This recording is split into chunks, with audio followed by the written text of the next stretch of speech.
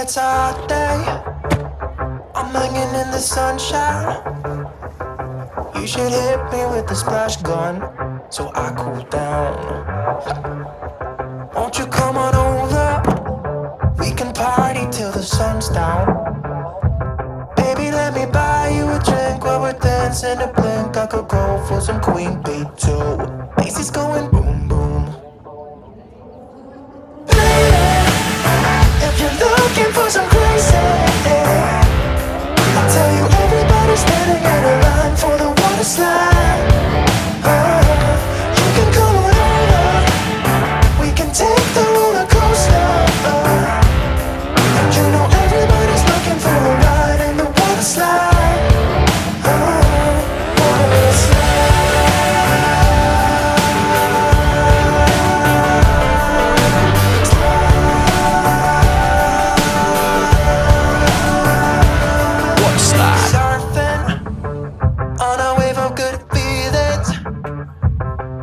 It's just another Friday in paradise. So bring your A game, cause you know this party won't stop. We could never run out of time, sipping strawberry lime. You know I wanna share it with you. Bass is going boom boom. Baby, if you're looking for some crazy,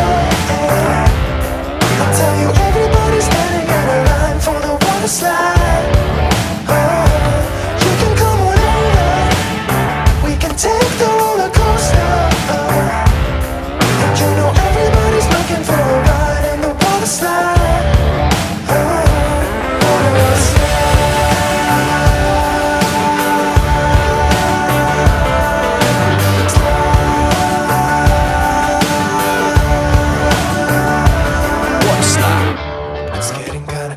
up in here, got that DJ playing music, everybody wants to hear, yeah. It's getting kinda crazy up in here, everybody wants to ride in the water slide. 3, 4. Baby, if you're looking for some crazy, I'll tell you everybody's standing in a line for the water slide.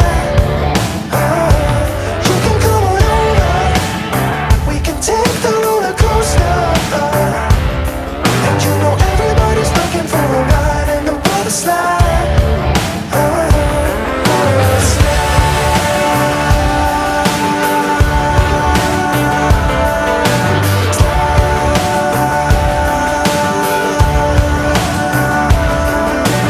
Water slide. Water slide.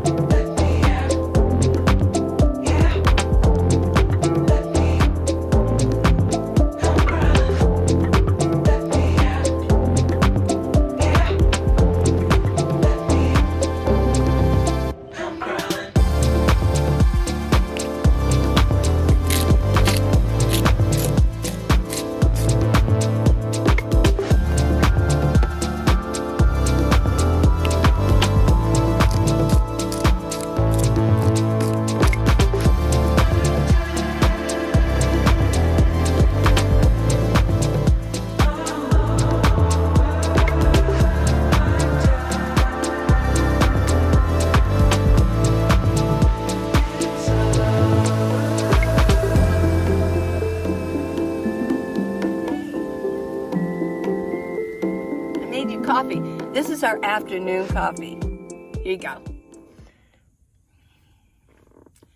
Cheers.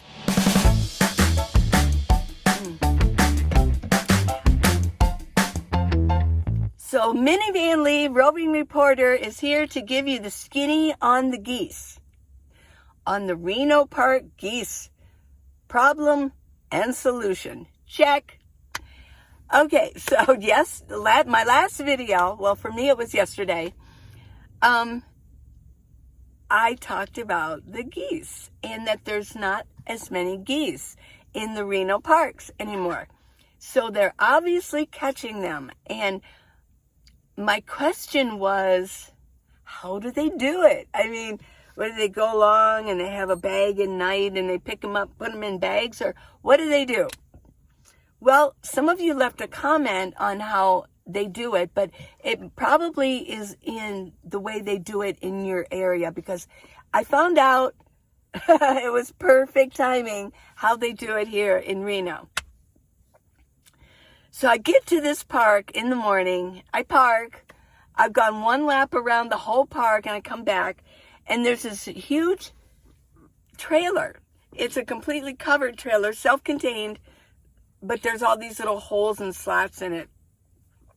Obviously for animals, not as large as a cattle or pig trailer transporting them, like with a semi. Yeah, we've seen those on the highways and everything. They're transporting them. I always don't you kind of look in and say, look at, oh, those are pigs, poor things, poor pigs. You know, like, do they know that this is where they're going? Yes, well, whatever. So back to the geese. So, and he's right in front. He's totally got me blocked in, and I thought, well, wait a minute. He's got me blocked. Let me find out what's going on. So I look in there. I thought, oh my gosh, there's geese in there. They're just geese. They're all standing neck to neck, you know, body to body, just looking around. And I thought, yeah, the light bulb, yeah. They're catching more geese. Because there weren't that many here at this park. There were still a few left. They still have ducks here. But the geese population was maybe down to like maybe 100. There had to have been 1,000 or more last year when I left Reno. So, yeah, it was a problem. Well, so it looked like they were going to get in their trucks and go. And I'm going, wait, wait a minute. I want to ask you, you know, how did you catch them? You did catch them, right? And they go, yeah. I go, you're getting them out of the parks. And I go, yeah. I go, so, well, you got to tell me. I said, look, I'm a YouTuber and I just released a video talking about this. So please, you have to tell me so I can tell my viewers how you catch them. Because I was coming up with all kinds of funny little theories, you know, how to do it. So here's what he said. They corral them in. They use their hands. They also use this orange plastic netting that you've probably seen on construction sites or along roads. It's very durable, very thick plastic. It's got little round holes in it, but you can, you know, like roll it out and put it and attach it to poles or whatever, but that's what they do. They put their netting up that leads into the truck, and along the way somebody chases them in, and they have men kind of strategically around, they said, with their arms up, and they chase them in, and then they go right into the trailer. Yeah, they were all just standing, I was watching them, you know, like, ooh. And I thought, oh, yeah, it is so cool. One of you mentioned in your comment that they catch them with netting.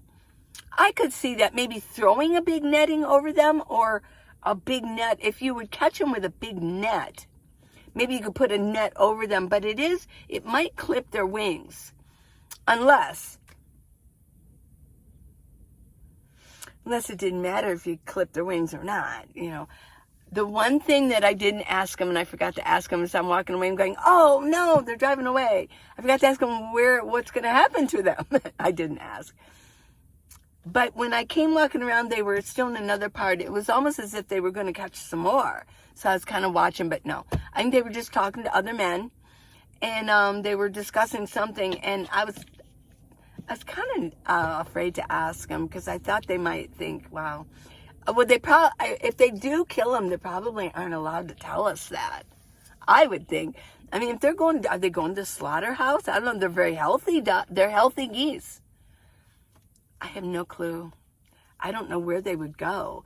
There's so many of them. How can you displace and move these geese?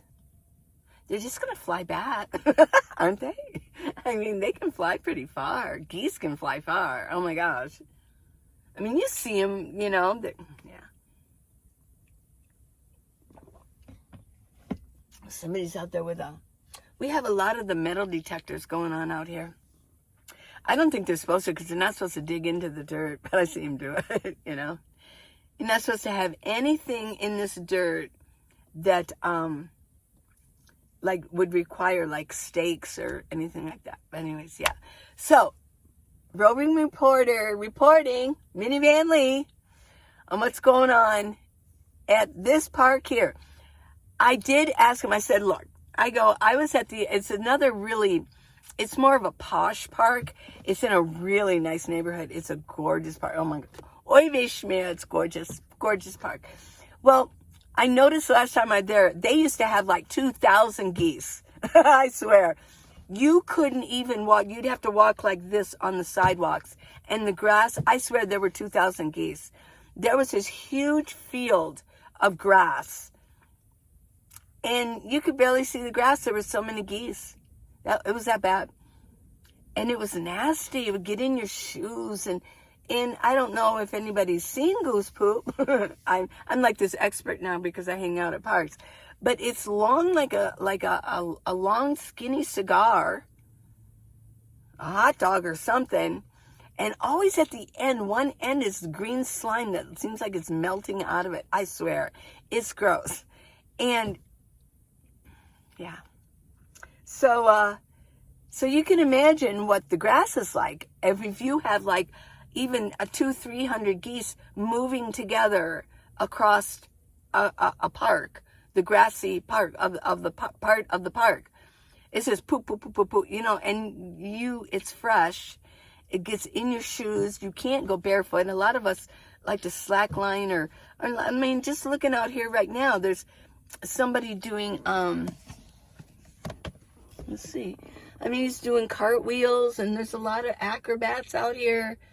There's a lot of people doing, you know, really cool stuff out here. Okay, oh, does he sense that we're watching him? He stopped. Yeah, he's like, huh. He senses that 1 million people are watching him right now. Oh, he's not going to do it. You can do it. Go for it.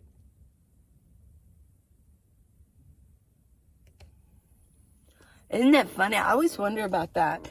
Like, do they sense sometimes, because I can see out my window, but they can't see me because I've got limo tinting.